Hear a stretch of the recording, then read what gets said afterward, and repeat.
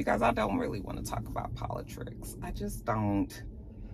It's just nothing good to say about politics right now. It's bad all over, okay?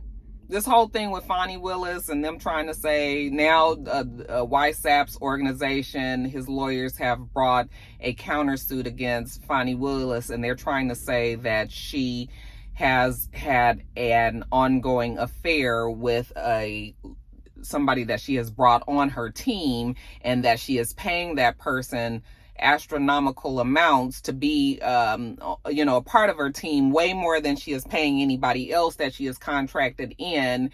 They're saying that now, you guys know Fonnie Willis is married, she has children, all of that, and they're now trying to make it seem like Fonnie Willis has compromised this case against YSAP, and they're saying that she hired this guy, paid him all this money. This guy and her been taking trips and going out of the country on that money, that ill-gotten and all of that. And I was just like, I mean, I don't know Fannie Willis, but I know Fannie Willis, sorta. Okay, and I don't know. I don't know her. I don't know her. I don't think that she would compromise this fucking case and the weight of this case, how huge this case is, how much this case would mean not only to her career, but to a whole bunch of people. For her to sacrifice everything over an affair with this man, like, I would hope that she would be smart enough not to. I don't know if the lady would have been able to have an affair or not, but I would hope that she would know that whatever she might be doing outside of her marriage, outside of work, needs to be as far away from this fucking case as it needs to be. She hasn't responded, has not even gave it any kind of thing. They said that they only are going to talk about it in court. So when they get to court, we'll see what her response is going to be. But I am telling you that I don't believe that she's done them. It would be crazy of that lady to do something like that. And for you to be a black woman with the weight of all the things that are on you, because you know how your parents used to say, you black, so you got to work harder. Okay, you black woman have to work even harder. So, no, I don't think that this woman is going to be crazy enough to do something like that. I mean, I just really hope and pray that this isn't true. I don't believe it. And I know YSAP and his cronies is just that dirty and dark enough to try to create a whole full fucking story about this and try to discredit her and bring this case down. But I really, really hope when they respond in court that, we can dead this issue so we can move forward, because it is picking up steam. It's making it seem like she really was out there doing all this craziness and spending the money and all of that. It don't look good. It does not look good. Okay. But like I said, like, you guys are going to try to harp on this. Oh, because how at the end of the day, old white men look at black women, young black women. Okay, she's successful, she's a good looking woman. It's just like, oh, she's got to be fucking them because, it's a man and she's a woman and she can't just be doing all her job and really be doing things by the book. Oh, no, she has to be fucking him and taking the money and going out of town. That shit is... I mean, if you guys don't see that kind of stuff happening here, then it's something that you need. It's something wrong with you. It's obvious. Okay. I just really hope. I don't believe it. Doug Christie dropped out the fucking race. Really, all of them can drop out because none of them are giving Trump any kind of pressure, any kind of traction. I mean, I think they said that now Nikki Haley is now in the single digits behind him, but she still ain't caught up, but she's probably the one that's getting closer to. Doug Christie seems to believe that she's going to get blown out the water by DeSantis. Okay. Them two are the last two that are kind of left that have any chance of challenging anything. Doug Christie's big problem with them are that they will not say anything bad about YSAP. Okay. Because I don't even know YSAP is, what is he still running? Y'all still ain't told me. I mean, was he not running under a Republican ticket? Is that what he's trying to do? Because they're trying to get the Republican ticket Is the GOP going to back YSAP? So far, they haven't. So I don't even know what any of this means. Doug Christie was caught on the live mic yesterday before he announced that he was getting out the race. And he was talking about how she was going to get blown out the water and how DeSantis was like frantic and called him petrified about something. But we never got to hear what DeSantis might have been petrified about. But honestly, DeSantis and Haley, even though Haley, seems to be picking up some steam and everything, do you guys really think that either one of those have a chance in hell up against YSAP? No, it don't feel like it.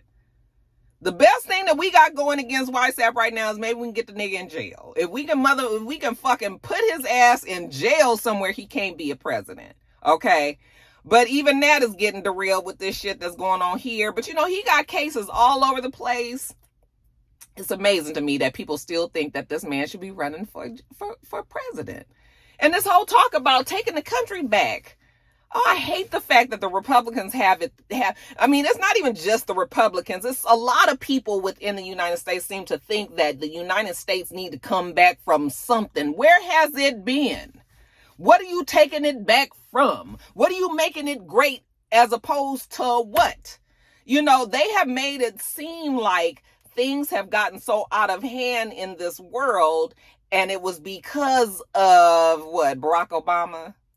Because that's really all that they're saying. Child, I don't even know what to tell y'all about it. I'm so over it because on one side it's the Republicans and this whole thing with YSAP. On the other side, it's the whole talk about Biden being too old and and then of course Biden's side, we got to think about, there are probably a lot of people out there who would not like the idea of having a black female president. And if something happened to Biden in his next term, then who is going to be the damn president? Kamala Harris.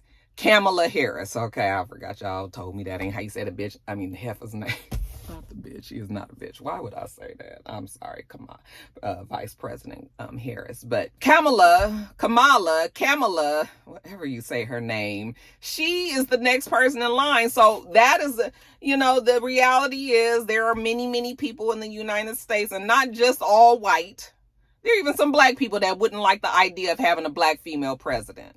I've talked to some of them, so I know they exist. Okay. Yeah. All that we pulling each other up and wanting the black people to, yes, there's still some black people out there that just be like, oh, no black woman can be a president. Why couldn't they? But so we got that issue over here. People complaining that Biden administration hasn't done anything, It's all you got to know about Congress and how things work, how you get bills and laws and shit to pass and all. It's not like Biden has a free ticket to just write out there and do what he want to do. I'm just tired of trying to explain to people how important it is to vote and how important it is. And it's just, you guys saw that interview that was going around with Michelle Obama. Michelle Obama talking about what keeps her up at night. Okay, her telling us without telling us that it's some shit coming down the pike that, we need to be worried about. Okay, that she already know ahead of time if she worried. So she just giving us the warning. All right, yeah, just like it's just a whole lot of shit that's going on with that, and I just was like, I don't even want to talk about it. I know people are going to be like, no, Roxanne, you have a responsibility. You have a platform and everything. And I know that. So I will continue to tell people that they need to vote and everything. But I can tell you that I just don't even have it in me no more, because it's just like, I don't even know what is going on. I don't know what's going to happen. But I feel like 2024, like I said, it's going to be an interesting year. Politics especially, because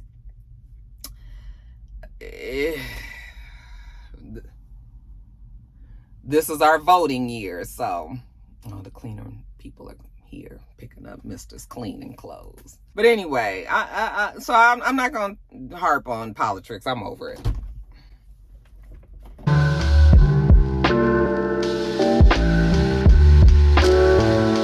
right, you guys, next story. Let's talk about these bodies that were found in Mississippi. 215 bodies, dead bodies, as a matter of fact, in Jackson, Mississippi, were found behind the police They're behind behind a penal farm. So they call it the Paupers Field. And it is some land that's behind the Hinds County Penal Farm. Okay, so you know how they have those farms where there are people, I think it's like low security, and they have prisoners there and all. They had a location back there where they bury bodies. A lot of times some police will get bodies, they never get identified, they don't know who they are, they still need to be buried and things like that. Well, I guess that's what the idea of this place was. However, they found that these 215 bodies that were back there were not properly buried. They were just thrown in a ditch that was just dug probably by prisoners that are at that farm, and put bodies in there, not prepared in any way, not in any coffin or anything, literally just threw them into a grave and covered them up. So we got shallow grave, we got dead bodies, we got body fluids and scents and smells that are going up into the air. They say that vultures that circle that area all the time, probably because there's all those dead bodies there. And vultures, that is their cuisine of choice, So when they found out about it, now they've got these 215 bodies. They only are identified by number, and there's like some sort of rod that's in the ground. And I don't know, I guess maybe they have the DNA. I don't know. But remember I told you guys that story about the woman who found out about her son? They had an argument. He had left. He was missing. She had kept trying to find out what was going on. They kept on saying they didn't have any new story to report, nothing else. He just disappeared. The man just fell off the face of the earth. She wanted to know more. Her family was not really backing her because they had a lawsuit against the same police department some years before because her uncle had been unfairly killed, they believed. And so they lost that case. So they had no faith in the police department, but she kept on checking, kept checking. They kept on telling her no. Then a new investigator came, and that is when they realized that her son was back there in that field. Okay, so her son was one of these 215 bodies, I think, and I think that was what brought attention to what really was going on there, and the fact that they just have this shallow grave of all these dead people back there. And adding insult to injury, if you did find out that your loved one was back there, you had to pay to get their remains. Can you imagine?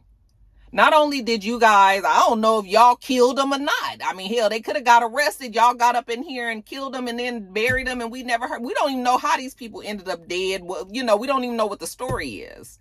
But you mean to tell me that in order for me to get my now dead relative that you never told me about, I have to pay you to get the money? No. Fuck wrong. What is wrong with this? So the lady had to pay to get her son. Remember I told you guys, and it turned out that the son had got hit by the police. Remember, he was crossing the street. They said that he got killed within an hour and a half of him leaving the house. He had been dead. They knew he was dead. Never told the lady. Months went by. I think they said 8 months or something like that went by for this woman found out about her son. So yeah, now you got all these bodies there. And you got to know that this is not, I really do believe that this happens a lot. And I think that these police departments and, the police have gotten away with hiding bodies and things. And, yeah, it's just too bad. But I think whoever was responsible, the person or the persons responsible for that place, they need to go to jail. I mean, I need to know what happened with all these people. How did they die? Like, this is court cases, and it's a lot of stuff that needs to happen to figure out who was responsible for all of this. And I know it's going to be quite a few people, but no, you can't just be burying people and not telling the folks child, what is going on in Mississippi? I'm sure we'll hear more about this story, honey. Mississippi got some explaining to do.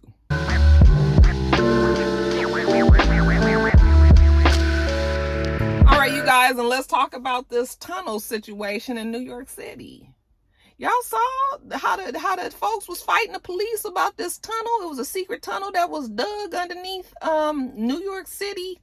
It looked like it went from an apartment building, snaked all through, snaked, under businesses, restaurants, and whatever, and ended up at this synagogue. We don't know why this tunnel was dug, but I am assuming that the tunnel was dug is because this is in a Hasidic Jewish neighborhood. I feel like the Jewish people probably feel like they are attacked, and they feel like they need to have some sort of they need to have some sort of place where they feel that they can get to where they need to be and still be safe. But it was not regulated. It was not permitted. We don't know if there's safety structures here. If you're snaking a tunnel through the ground underneath all these businesses, I mean, you could be having sinkholes or potholes or businesses falling in, and it could be a whole lot. So New York City, of course, wants to shut it down. They want to plug up the tunnel. And the people that was down there with their blood, sweat, and tears digging out tunnels, they say that it's a young group.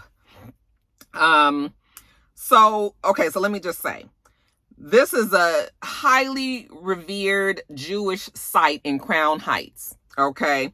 It is the global headquarters of the Chabad Lubavitch movement. I don't know what that is, but that must be very important to them. All right. And they're saying that some young men that dug the tunnel was a part of that movement. And so they want the tunnel to remain. And here the police are trying to trying to close it up. So when the police came to the synagogue the other day, they was met there with protesters and they could not get the thing plugged up. All right. But I'm telling you, I mean, can you imagine how long did it take them to do that? Like, how long is this tunnel? Like, how big and deep and everything is it? I mean, because I'm picturing in my mind, like a full walk-through tunnel, like Money Heist. Remember they had that tunnel that they had dug? Did you guys see Money Heist on Netflix? If you haven't, you need to watch it. Great series. But like that's what I'm thinking in my mind. I was like, y'all was doing all of that. Nobody knew. How did they get people down there? Like, did they literally just dig with hacks and axes and dig through that way or what? But anyway, yeah, the Jewish people there, they said that no, we ain't doing this. We leaving this damn tunnel. We don't want the police to come and affect it because they just don't want them to touch nothing. And I think, aren't in Hasidic communities, they supposedly kind of govern their own selves and they kind of do their own thing within the city. So that's what they met with. But yeah, they said they're not doing that. But those who support this tunnel, they say that they're carrying out the plans of a former Chabad Lubavitch movement leader. Apparently that person is no longer with the group. However, these young people that were still followers of his or of that person, they're continuing on the mission. And the mission, part of that mission was the tunnel. I am intrigued, you guys. I sure want to know, like how long it took y'all to know who did this, I'm thinking about like Breaking Bad or something, them kind of tunnels and things underground and all that. And then when you think about all of that, then you're like, was this just purely for safety of Jewish people, or were there some illegalities going through these tunnels? Like, see, now I'm thinking about it more, and I'm just like, okay, so what exactly was we doing with these tunnels? Yeah, maybe there needs to be a little bit more investigating there. But yeah, the Jewish people said, yeah, get on out, cop. We gonna handle it ourselves. The cop said, yeah, I don't think so.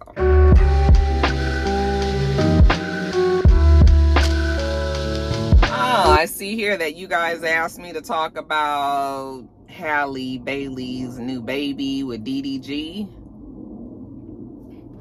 Didn't they tell us that she wasn't pregnant?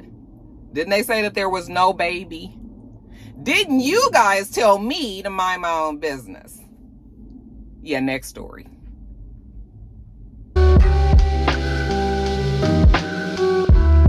I don't know who is Jonathan Majors' team over there. I don't know if it's just him and Megan, or if he got people that's in his ear telling them what to do. But the moves that they making over there is just stupid. It's weird. That whole thing is weird. Okay? It's weird for him and it's weird against him. So let's just talk about it. So you guys know that Jonathan Majors was brought guilty on half of the charges that he was charged with. I didn't put the charges down. Y'all can look them up. Something having to do with him beating up his girlfriend, Grace Jabari, on a night out in New York City. Okay, her being jealous over some text messages that he sent. They got into a kerfluffle, a scuffle. We saw it on video. He was actually trying to get away from her. She chased him. Okay, at the end of all of that, maybe some 8-9 hours later, she was found unconscious, hand with a broken finger, a laceration behind her ear, and she was saying that Jonathan was the reason for it. Okay, but granted, they had been separated from each other for some hours because he got away from her. She ended up going to another club and some other things before she made it home. So there are some hours that are unaccounted for that she really could have done them things to herself. She could have sprained her finger. She could have cut her ear. Don't ask me how. I'm just telling you. I'm not saying that that's what it was, but there is you could say that he might not have even been responsible for any of that stuff. We don't know. Okay. Yet and still, when they went to court and the court found him guilty, they said that he was not trying to hurt her, but he did hurt her in his haste to trying to get away from her. Okay, so I'm guessing they found him guilty really for past things that have happened, because of course we also know in their relationship that they had a fighting type of relationship, a violent relationship. So to me, it just seems like, well, okay, they was like, well, we can't really put him in jail and find him guilty for no shit that he did today, because it's clear we watching the video, he trying to get away from her. How many times do you see a suspect running from a damn victim? Okay, so they couldn't really figure out a way to say that he was guilty for doing something to her when he was trying to get away from her. So they said that he didn't mean to hurt her, but he still hurt her, and so that they were finding her guilty. But I feel like they're finding him guilty for past things that he's not being tried for. But you know, you're not tried for things that's in the past. We are tried for this one specific thing that I'm sitting in court for today. Okay, so that is why I believe that the verdict is kind of confusing. My real rock star lawyers out there, the real ones, you guys can chime in and let me know, how does that happen when he's found guilty, but they already admitted that he didn't do anything, or that he didn't mean to? I mean, I guess it would still be the same as like maybe murder and manslaughter. Like in manslaughter, you did kill somebody, but you didn't mean to, but somebody did. So you still got to get in trouble for it, because, you know, we can't just let you kill people and get away with it. So maybe that's the same situation that's going on here with Jonathan Major's child. I don't know, but it's weird. It's all very weird. And for him to turn around and do that interview with ABC News Nightly, I think it was it ABC News? Yeah, it was ABC News. They showed it on Good Morning America, 15 minutes, and it was just weird. He's strange. And it felt like he was acting, you know, because we've seen him enough now to kind of see what his acting, he's a good actor. But it just seemed like the way that he was behaving in that interview, you know, first of all, he's confused, he's befuddled, he doesn't know why he was found guilty. You know, I will give him that. That is kind of a weird verdict and all, but you know, but then he's you know, when he's talking and he's saying how much he wants to work in Hollywood again, and you know, were you careless with her? Were you reckless with her? Because that's what he was found guilty for, I think, reckless conduct. Were you reckless with her? I was reckless with her heart, not her body. Okay, it was just weird. I was like, he's that strange kid in school that you just kind of was like, yeah, I mean, he cool and everything, but just something strange about him, you know. He did something different than everybody else, and just he stuck out that way. I don't know. It's just, I'm thinking about Megan Good and this whole Coretta Scott King thing that has been going around, and so much so that now you got Bernice saying like, please keep my mama name out your mouth. It's just sort of like, Coretta is in peace, y'all. Can you imagine her? She's up in heaven. Retta, wake up. Wake up, Retta. Come out here. Can you come out? Can you come out? Martin, baby, I'll be back. What, Carolyn? Girl, there's somebody down there talking about you. Talking about me? Yes, girl. All I hear is Coretta. And they talking about me?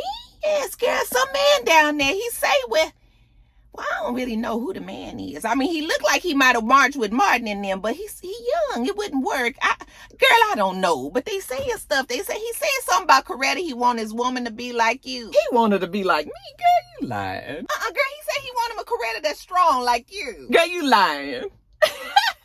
Look at me, I'm just regular old Coretta. Oh, he say that he found him a girl, some girl named Megan. She a cute little thing. He say that that's his Coretta, that she held him down like how you held down Martin. Oh, well, I don't know how she was able to do that. I mean, what me and Martin went through was nothing what these kids are going through today. I mean, times were so different back then. It was dangerous. Black people couldn't go nowhere. They couldn't do anything. He's trying to compare her to me? Well, no, honey, he just said he wanted her to be like you. But, you know, the people is upset. I just was so tickled about the story because we don't hear much about Coretta no more. Well, girl, you know, when you got it, you got it. And scene. Listen, Coretta, let that lady rest in peace. Okay? Coretta Scott King has done a lot for this black community. She is a face, the female face of the civil rights movement. And you know what? Or one of them, because Rosa Parks was one as well. We gonna let that woman leave her alone and let her live, let her rest out the rest of her days in peace. Okay? Yeah, y'all stop talking about Coretta. We ain't even talked about Michelle no more. What didn't happen to old Michelle? Y'all mad at Michelle? You don't want a Michelle no more. You just want a Coretta? What fuck wrong with Michelle? That whole story is weird, you guys. I'm just like, Megan, girl, I still hope you know what you're doing. I mean, she seems to be quite happy. And honey, she been with him every day. And I'm telling you, I feel like Megan wants that kind of man in her life. Okay? She wants that kind of take charge, pastor, you know, I need you to be my, you know, she was trying to be that for the other one. It didn't work. So now she with him. But I'm just like, Megan, girl, I don't know. This is just, you use a lot of shit with this you don't even need. Girl, go on, sit down somewhere else. Like, it ain't nobody else that you can, Jonathan? You know, did you want to work in Hollywood again? I sure hope so. With this tear, these one Mimi tears coming down and everything. I was just like, nigga, if you don't stop all this performing and just talk. Okay? Well, why are you talking like that? It was almost like Yes a Boss. It wasn't quite Yes a Boss, but it was, you know, it was like, white people, I'm not this dangerous, scary black person that the people are trying to make me seem. I don't know, y'all. He's weird. That's all I'm saying. Will he work in Hollywood again? I believe he will work. I don't believe he will be A-list status. He was on his way well, okay? And that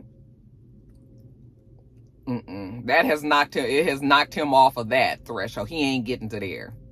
But he still will work. He ain't done enough to really them be like they just gonna just ostracize him altogether. But he ain't fixing to be getting them big role like the Kang the Conqueror and like the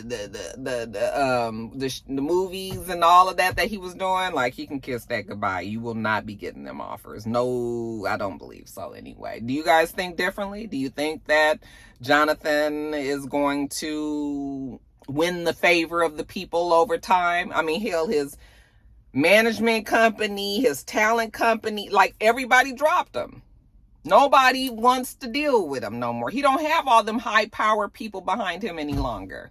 Okay? The agencies and everything. So he's got to rebuild. He's a good enough actor that he really could, still make the living. But like I said, it won't be A-list. And that's too bad. That's too bad, because at the end of the day, it's another black man, who almost got pushed over into the, almost, because we ain't got too many black actors and actresses. They feel like only a few of them, a handful of them can do the job. So you only see the same few people, and now you done got knocked out.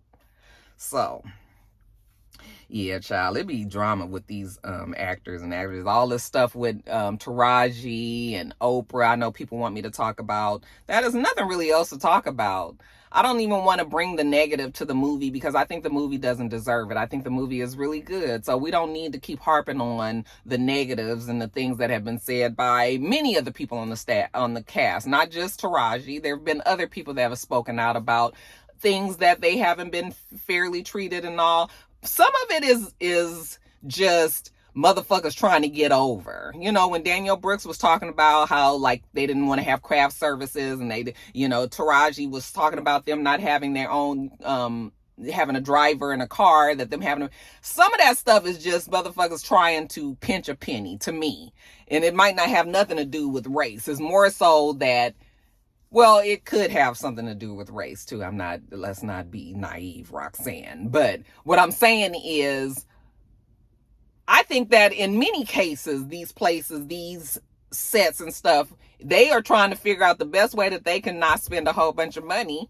You know, everybody on a damn budget. So if we can just not feed y'all, or maybe we can just give y'all some old bullshit cup of noodles or something, you know, craft services. I've only experienced craft services a few times, and different times I've been at different sets. But sometimes them craft services can be fantastic. That thing that I did with K. Michelle, honey, them craft services food was great. I ate my ass off. And then when I went to go see Love and Hip Hop and the craft services there, they ordered us pizza. And that was it, you know. So it just sort of depends. It's probably, maybe it was different for the people that was actually on the show, you know. But I know that the audience, they ain't gave us shit.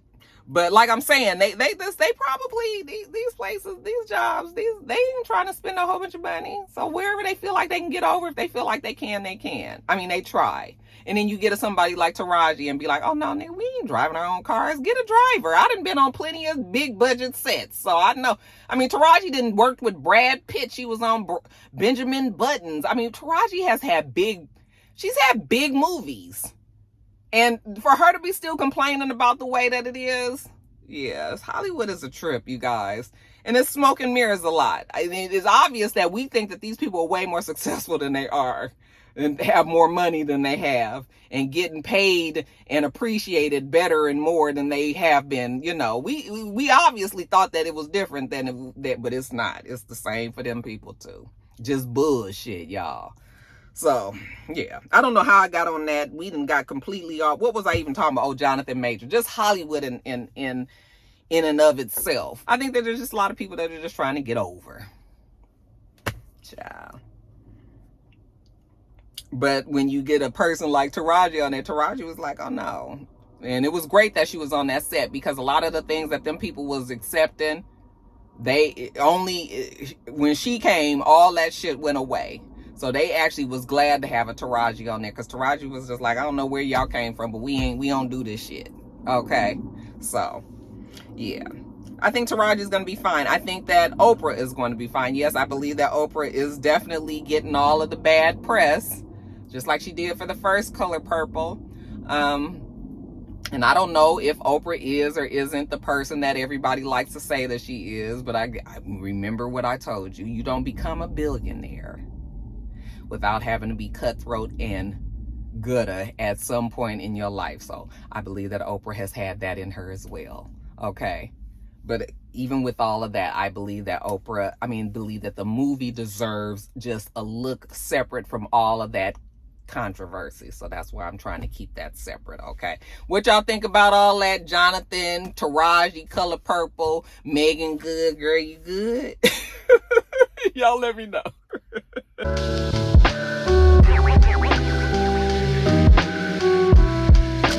Let's talk about the Golden Globes. I mean, I don't really have much to talk about the Golden Globes because none of the people that I was really rooting for won. I mean, Daphne Joy, what's her name? Daphne Joy won.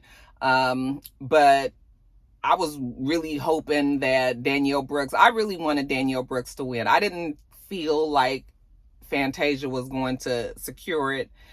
I actually, honestly, am shocked that Taraji didn't get a nomination. All right. But I felt that Danielle Brooks was a powerhouse in her in that role, and that I really wanted her to win. That was really the only person that I was going for. I think that there was somebody else, one of I think the guy that played not Harpo, but the husband, I think that he was also nominated. Anyway, none of them won. Nothing won from Color Purple. So I don't really know what else to tell you guys. I mean, I did watch Succession, so it was good to see, you know, the McCulkin and the girl and her husband on the show. They actually all won for their places, which wasn't surprising, because usually when it's a show that has been super successful like that and then the show is now done, they had their finale, usually the awards will honor the cast, and usually if they did a great job, they'll go on and give them the award. Okay, so it wasn't surprising to see those three. Like I said, Daphne Joy, was great to see that she won. My friend Val was so pissed at her dress. My friend hated her dress. She said it was just all that titty pushed up and all. We did see a picture of her at another award show where she had on like this pink thing where it did a swirl and something like that, and she was covered. Her titties wasn't all pushed up like that. I thought that dress was beautiful on her. It looked pretty on her. I mean, it's just, she's a heavy set woman, so she can't wear everything that most of these women, slim siren type of actresses are. So, you know, they've got to do whatever they can for her dresses to look nice. That pink dress was great. This dress that she wore to the Golden Globes was not my favorite. I felt like she looked uncomfortable. And one thing that I don't like is to wear clothes that make me uncomfortable. I like to look nice. You know, when I'm looking nice, I like to look nice, but I have to be comfortable in my clothes, and I have to be comfortable in my shoes. I cannot be sitting there fucking with my clothes all day. It will distract me from whatever I'm trying to do. It's going to take the fun out of it. So looking at her in that dress, I was like, girl, this thing, that damn corset was so tight around her middle. She looked miserable. Her titties was up here. Like, it was just like, mm-mm. And then she had all this hair and stuff going on. And so I just didn't like the look, but I loved the pink look of what she had on at a different award ceremony. But nothing really sticks out. I didn't really watch the Golden Globes. I was kind of falling asleep. I fell asleep. Golden Globes is usually an award that I like to enjoy. I watch and enjoy because, you know, people are drinking and it's laid back and it's just more, you know, folks are not like that whole politically correct Oscars. Oscars is a whole nother beast. But the Golden Globes, looks like they have fun there. They had a new host. He was an Asian guy. And I thought that he was okay, but apparently people felt that he, you know, was corny. It's not easy being a host of those jobs, but he was opening doors, because when's the last time you saw an Asian host? Okay, so good for him. I don't know what his name was, but good for him. And I did like to see the Stormy. She won. Reed, is that her name? Stormy Reed. And she got up there and tearfully gave her appreciation and all. I was very happy to see that, because she's a young actress, and it's good to have them kind of things on your resume, you know, as a young actress that will carry. I just told you, they don't let but a few of the black actors and actresses in, so this will help her to solidify her place in a very low showing of black people in Hollywood, okay, even in the future. So good for her. But yeah, I just didn't, I wanted Color Purple I really wanted Danielle Brooks to win. I just feel like ever since Orange is the New Black, that girl is a great actress. She's a great singer. She seems like just a cool person. And there are certain people that I feel like I could be friends with. She kind of is one of them people. So I like her, okay? But she didn't win. We'll see who get these Oscar nominations. We see that speaking of the Oscars finally gave Angela Bassett an honorary award. It was interesting that it wasn't done at the Oscars, so I don't understand how this goes. I don't even know what this is that she was at. It definitely was an Oscar supported and sponsored event. So this is an Oscar. She was given an Oscar honorary. She got up there and, you know, she did her thanks and talked about many black people that have come before her, after her, who don't have to say, you know, she mentioned their names just like Halle Berry did. Everybody was very, very happy that Halle did that when she got her Oscar. Remember, she mentioned all those people and everybody was like, honey, that immediately helped them all with their careers as well. So I think Angela was trying to do everybody else a solid the same way. But yeah, she got that honorary. Some people are mad about it and saying like she should have gotten one for her, you know, What's Love Got to Do with It? She should have gotten it for Black Panther. Listen, the Oscar is an Oscar at this point. I'm fine with the honorary Oscars because they not just giving that to anybody. Like, you really, really have to have been a person that, you know, should have probably been the one, or that second in line each time, you know, that she could have won, but they didn't. But she's continuously brought forth quality work. And so I think it's great that they acknowledged her, because really they could have just done nothing and she could have probably lived the rest of her life without saying she had an Oscar. Now she has one. So yeah, I'm happy for her and I think she deserved it. Okay. There's also these creative Emmys that have been going on. Again, I thought that was, I don't know, is the creative Emmys the same as the daytime Emmys? Did they change the name? Because usually at the daytime Emmys, they used to show the game show host category. But now at this creative Emmys, apparently they have the game show host for outstanding game show host, and Keke Palmer won. Looked like Keke Palmer's reign is going to continue on. That girl can't do no wrong, and everything is good that's happening to her is good. But she ended up winning for outstanding game show host for the show Password that she was on. I didn't even know she was on a damn game show. Okay, the girl is busy. She's everywhere. And she won. She is the first female Black host to win. She's the first one to win, like, in over 11 years. Actually, it's been about 13 years or 14 years, I should say. Maybe even 15 years. In 2009, Meredith for, what's her name? Meredith Vera for How to Get Away with Murder. How to Get Away with Murder. So You Think You're a Millionaire. No, not So You Think You're a Millionaire. Who wants to be a millionaire, child? I got So You Think You Can Dance and all these different things in my mind. But anyway, she won for outstanding game show host back then, but she's a white chick. So, but we like Meredith and all, but I'm just saying Keke was the first Black lady to win. Okay. So good for her. This is her second Emmy, though. She actually won an Emmy 2 years ago for her work that she did on some Facebook Watch show, a comedy show. She was an actress. She won for Best Actress, I think, for comedy or short form comedy or drama series. So she actually has won in the past. Ooh, she scared me.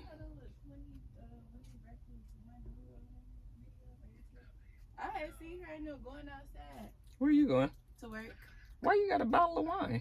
Oh, I'm finna go to Kiana's house first. What, you having wine over there first? No, at the suite. You took your hair down? Yeah. What'd you say? I'll be back. All right. Anyway, you guys. Yeah, so congratulations to her. She actually beat out Steve Harvey.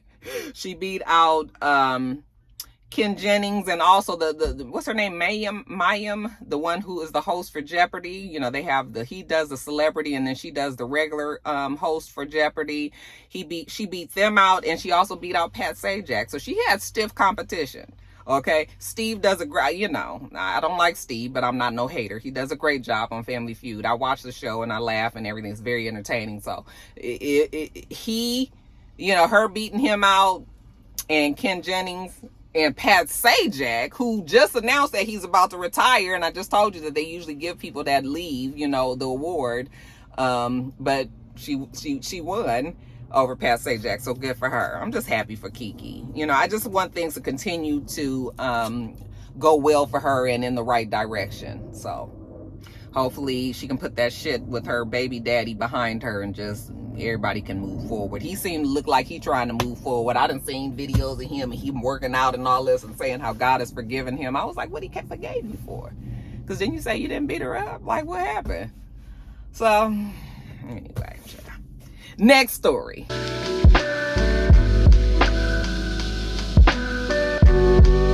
Y'all, let's talk about this plane where the damn fuselage door blew off. I'm gonna tell you, I would have had a heart attack. I would have been dead. I'm already a very nervous flyer. Like, I don't be like nervous and crying and shit, but just on the inside. Remember I told y'all that Roxanne knows how to look like ain't nothing wrong, cool as a cucumber. Okay, look, as you see this hand right here, bitch, that shit is steady, right? This the hand I shoot with. Y'all watch Blazing Saddles, Mel Brooks movie back in the day. Y'all would know what I'm talking about. But what I'm saying is, like, on the inside, a bitch would be stressed out, but on the outside, y'all would never know. So when I get on the planes, that's how I feel. Like, I'm just cool and everything, and I'm smiling, I'm making sure, but I'm looking at everybody as a motherfucker over there with, you know, am I gonna have to keep my eye on you know, hoping, trying to get the prayers out to make sure everybody covered on this plane, everything, right? If a door would have blew off mid-flight, well, this wasn't mid-flight. So this plane was Alaska Airlines flight number, what? 1282. 1282. The flight was taken off from Portland, and I think it was on its way to Ontario, California. And while it was climbing up, so in its ascent, at 16,000 feet, the damn door blew off. Now, just miraculously so, there were 2 seats that were empty next to this door that blew off. And thank God they was empty, because them people would have been sucked out or they would have been killed, because the seats were just demolished. They were all shredded up and shit from the air, I'm sure. We saw a video where somebody that is actually sitting a few rows behind where that door came off, somebody is recording. And on that recording, it looks like everything is super calm. Everybody is sitting there and everything. They said that is so far from the truth. They said because it was so loud, maybe the video didn't pick up everything. But they said that people was screaming and crying and yelling and all of that. And they was trying to just get that damn plane landed. They made sure that everybody was still in their seats. And the good thing about it was that because they were still climbing, you know, if you fly, you know that you can't get up when the plane is flying. They keep the seatbelt light on. They tell everybody to stay seated. Don't go to the bathroom, nothing. Okay. And that is probably the only reason why they didn't have any casualties there, because nobody was up and walking around. But if that door had blew open like that, they said that people had phones that got sucked out of their hands. They got AirPods that was sucked out of their ears. You know, anything that was light enough that was in their hand was sucked out because of the air that came through. They said immediately the whole cabin depressurized, obviously, so the oxygen things came down for everybody to put on. But I'm telling you, I would have been that person. The only way that I wouldn't have acted a complete fool and been hysterical, and somebody probably would have needed to slap me, is if my kids was on the flight. Because for some reason, I can't lose it in front of my kids. So if they were there, I would have been like, everything's going to be okay. Let's just all keep it together. But if it would have just been me, or if it was me and Mr. I'd have been, baby, I'd have acted a goddamn fool on that plane. Can you imagine? They said that people was on that plane holding babies and everything, and that it was just the grace of God that nobody got sucked out of that plane. They had an unaccompanied minor on that flight, 5 years old. You guys saw the videos of the airline, the flight attendant. I still call them stewardess. I know that is that's showing my age, and I think that's politically incorrect as well. But the flight attendants was going up and down the aisle, just trying to, you know, keep everybody calm. And if I was a flight attendant, I wouldn't even want it to be up. But that's what they pay you for. These are the things that you're trained for. Okay. How many times do you get to actually put like this type of training to work, you know, when it's really truly something like this happening? I'm sure nobody thinks that a damn door is going to blow off in the middle of a flight. But these are the things that can happen, and these are the reasons why they have those precautions in place, and this is the reason why they are so serious about it, you know, because when we went to Cancun, there was a couple that was trying to catch another flight. When we got back here, they were trying to go on to catch another flight. So as the plane was leaving and shit, they kept on standing up and was getting shit out of the as the plane was landing, they kept standing up and was trying to get shit out of the overhead. And the flight attendant was screaming at them, telling them to sit down, sit down. And then even once we landed, we were just out on the tarmac. Okay, but we hadn't made it even to the gate, or even to the lanes to get to the gate, and they had already stood up and was starting to get their stuff, and them flight attendants was screaming and yelling at them and telling them to sit down, because I mean, you guys just saw last week a plane actually hit a plane that was on the runway, you know. So all of these instances where we're thinking as a passenger, oh, that's not gonna happen. Oh, you know, why can't I get up? I'm just real quick, just reaching up here, grabbing something and closing and sitting back down. Just in that second, you see how fast something can happen. The damn door blow off, another plane come and hit your plane. You up trying to get shit out the damn overhead, and now you dead. Okay, so it's reasons why people tell you to sit your ass down and stay seated. And that's exactly what Rocky do when she on the plane. I don't play. I don't fuck around on the planes. I do not play. Okay. And so I'm keeping my eye on everybody. But this should be a reminder to everybody that you need to really follow the rules and things. There's a reason why. And even though 99% of the time, or it's not even 99 no more, them odds ain't quite that big, but maybe 90% of the time now, the reason why, you know, they're telling you this is because this has happened and this is what can happen. So this is an eye opener. But yeah, the airports and the planes and it's just a whole bunch of weird, crazy stuff going on with these planes and shit. Boo. I saw that. They said them people was terrified, but nobody got hurt.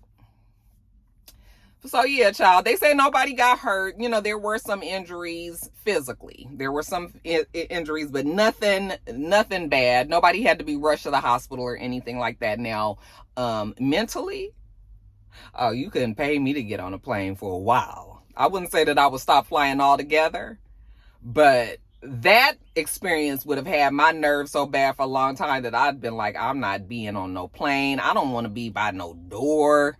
Okay, and this is a Boeing 737 MAX 9. So apparently they've grounded all of those planes, Alaskan Airlines, and they are trying to now figure out why that got sucked off like that. They're saying something about loose bolts around the door, and apparently they have different areas on the plane where they can make it either be a door, or it could be, I think in this case it was a fuselage door, they said, but it can be an emergency. They can make it whichever way they want. But this screws, these loose screws, I guess as the plane is moving and, you know, jimmying and doing all of that, it's working those screws out and they're loose. And then of course it just, on the plane, it's the force of the wind and everything, it sucks the shit off. And then, you know. So they said that they were studying that. They did find the door. It took them a while, but it ended up in some man in Portland, his backyard. He found it back there and they reported. So now they're trying to put all of the pieces together and figure out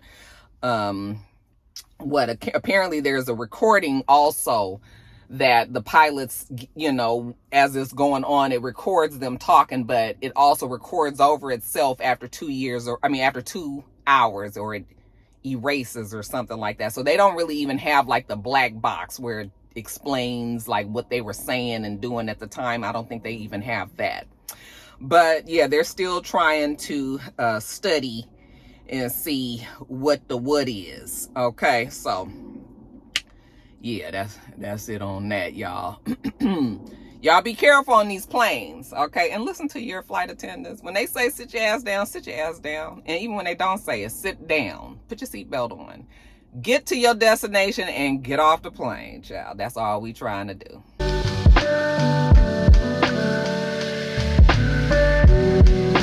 All right, you guys, they say that Paula Abdul is now suing Nigel, what's his name? Nigel Lithgow? I think that's his name. Yeah, I think it's Nigel Lithgow. He is the producer for So You Think You Can Dance and American Idol. I mean, we all know who he is. I think that before it was brought over to the United States, that it was a very popular show. So You Think You Can Dance and not American Idol, but you know, whatever the British version of that was over there, he did that there. He brought it over here and it became even a mega bigger hit over here in the United States.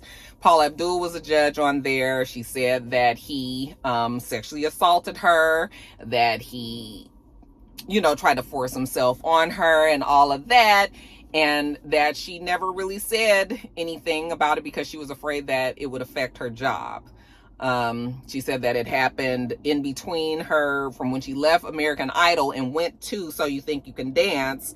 I think she said he invited her to his room or something, and she thought that it wasn't gonna be this, and he tried to like get on top of her and some shit like that.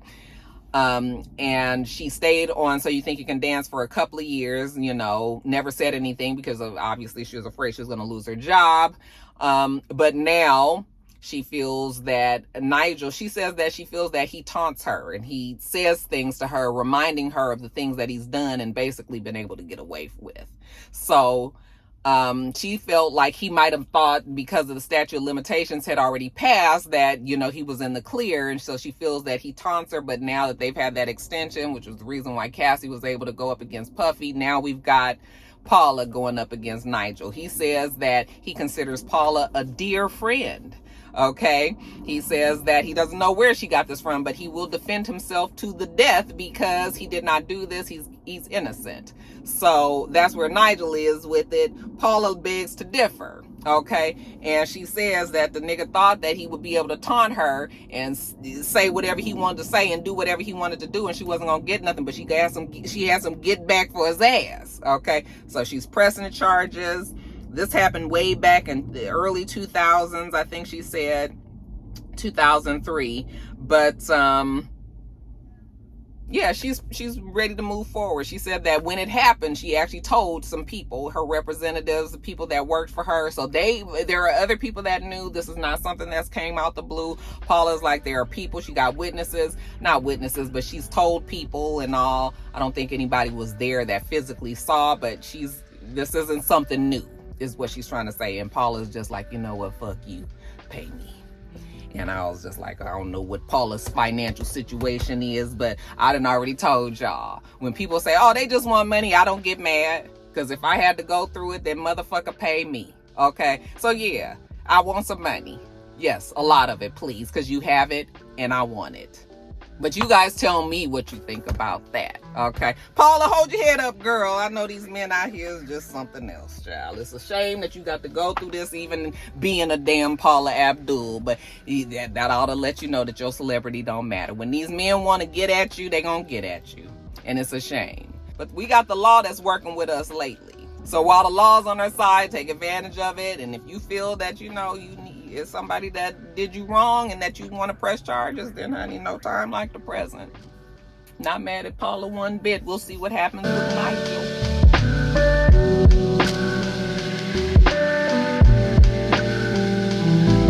All right, you guys, that is it. I'm gonna get off of here.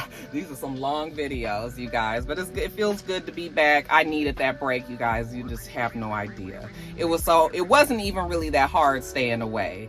And that's how I know that I'm getting tired. Like usually when things like big stories break, when I'm on a break like that, I will come back and I at least will do a video. And this time, even though there was a small little nag at first, it was nothing like it used to be where it was just like, oh no, Roxanne, you can't let this pass, girl. If folks is talking, you need to talk too. And girl, you can make a whole bunch of money off of this. And you need, like, all them regular thoughts that I had wasn't even there. That's how I know that I really need something to shake it up. So you guys can give some suggestions. But there are certain things that I'm just not gonna do, you know. So, but you can give suggestions, what you think, what you would like to see happen on the channel. Let me say that, what you would like to see happen. I can already tell you, this is a one-woman show over here, and it ain't gonna fix to be no whole bunch, okay? But I'm gonna do what I can to try to, you know, spruce it up a little bit, you know, because I know motherfuckers shit kind of got old and plain looking around here. So I'm working on it, you guys. But that's it. Let me get on off of here. Make sure that you thumbs up the video, comment, and subscribe, and make sure you come back.